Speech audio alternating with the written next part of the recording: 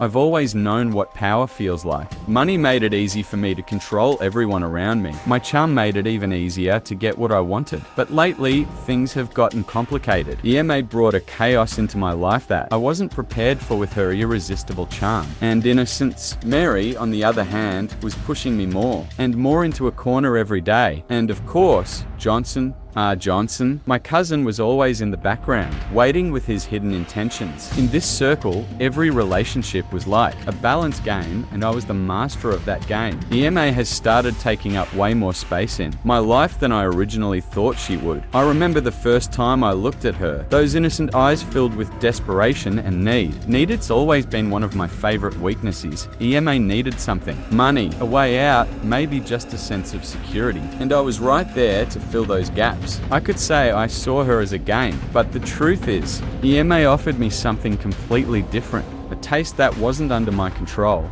Wild and dangerous. Mary, though, she's always been the one keeping the balance in this story. Beautiful, elegant, and conscious. But the dangerous freshness EMA brought conflicted with Mary's need for control. I can feel Mary's suspicions. She's questioning Ema's presence, sensing why my focus has started to drift. Mary, as much as she likes to be in control and plan things, knows how I treat her. She always gauges how far our power games could go. But Mary's insecurity is something I enjoy. Her doubts help me manipulate her even more, while keeping my interest in EMA hidden. And bringing Mary to her knees, Johnson, is a whole different story. My cousin, always lurking in the shadows like a threat. Johnson's only goal has always been to outdo me. And now EMA has become a new card in this war. Johnson noticed her. He read the interest in my eyes and decided it was time to make a move. When I saw Johnson's gaze on EMA, I felt a strange jealousy, not just because I wanted EMA, but because I couldn't stand the idea of losing control.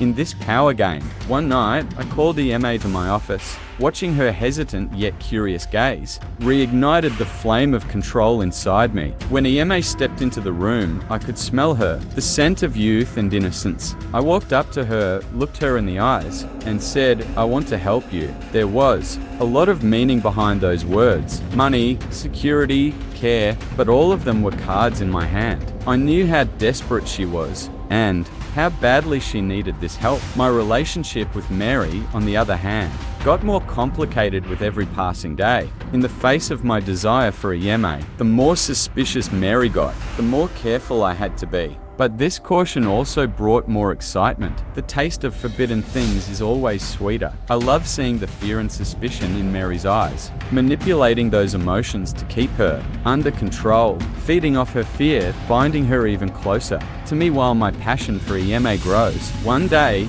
Johnson paid me a visit. My cousin wanted to talk about EMA. "That girl is going to be your weak spot," he said. I understood the threat beneath his words. Johnson wanted to use EMA just to hurt me, but that was something I couldn't accept. EMA was my toy, and I wouldn't let Johnson touch her. "Stay away from EMA," I said firmly. Johnson just shrugged with a smile. This pushed our rivalry to another level. I realized that after every moment I spent with EMA, I started taking more risks. Seeing her, being with her, forbidden and secret, kept igniting a fire inside me. Ema's innocence was my greatest weapon. I knew how pure she was, and watching that purity surrender to me gave me an incredible thrill. When EMA didn't resist me, when I could control her completely, that's when I felt truly powerful. Mary, though, was growing more suspicious by the day. It was getting harder to hide my interest in EMA, but that difficulty only made things more thrilling. The more suspicious Mary became, the more lies I had to tell, but these lies were like chains that bound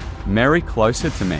The small gifts I gave her, the loving words, they were all ways to win her back. When I regained her trust, the forbidden pleasure I took from my relationship with EMA became even sweeter. Johnson wasn't sitting idle either. He was looking for my weak spots, trying to find ways to use EMA as leverage. One night, when I realized Johnson was secretly following EMA, my rage exploded. It wasn't just jealousy.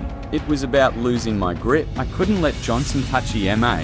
This game was mine, and I made the rules. Every day, I felt more and more trapped in this triangle. EMA was a passion, a game, an object of control for me. Mary was my safe harbor, but also a treasure I was afraid to lose. And Johnson, he was always a threat, an enemy wanting to ruin these relationships. To keep this balance, I had to lie more, manipulate more. EMA was becoming more of an obsession for me day by day. Her innocence, her beauty, her need for me, it all drew me in. The innocence in her eyes sparked a desire in me that I couldn't suppress. I wanted to take her completely, make her dependent on me. But that desire was also becoming my weak spot. Mary's suspicion grew with each passing day. Her doubts forced me to be more careful, but that caution also brought more excitement and passion. Winning back Mary's trust, showing her my love, became a power game for me. When I regained Mary's trust, my forbidden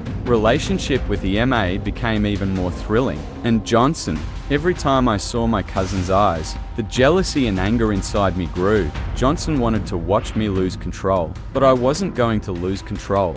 This was my game, and I made the rules. With my passion for EMA, my desire to keep Mary under control, and my hatred for Johnson, I was determined to win this game. Trying to keep this triangle balanced, I knew I was dragging myself into a bigger danger, but that danger excited me. Power, money, passion, manipulation, they were all pieces of this game, and I was putting them in place with mastery. But with every move I made, I wondered who would win in the end. For me, it was all about a display of power. Mary, EMA, and Johnson, they were all pawns in this game, and I was determined to use those pawns however I wanted. They were all pawns in this game, and I was determined to use those pawns however I wanted. My desire for EMA, my responsibility to Mary, and my hatred for Johnson, they all made my life complicated and thrilling. Moving forward in this dangerous game, not knowing the end, I lived every